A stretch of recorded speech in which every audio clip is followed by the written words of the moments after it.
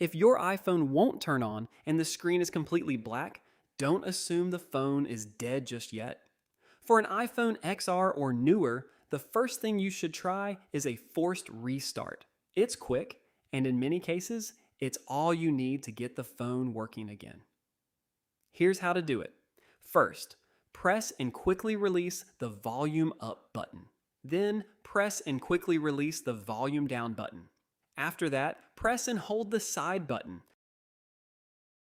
Just keep holding it for a few seconds, and when the Apple logo appears, that's when you release it. If you were able to get the logo appear on the screen, then the problem is solved. But what if the iPhone still won't turn on? If the forced restart doesn't work, try these next. Charge your iPhone for about 10 minutes and then do the forced restart again while the device is still connected to its charger. You may also leave it connected to the charger for a longer period of time to make sure it has enough juice to bring the system back to life. If the problem persists after this, then it's time you get it checked. An iPhone that does not power on and potentially not charging already exhibits signs of a hardware issue. I hope this simple troubleshooting guide has been helpful.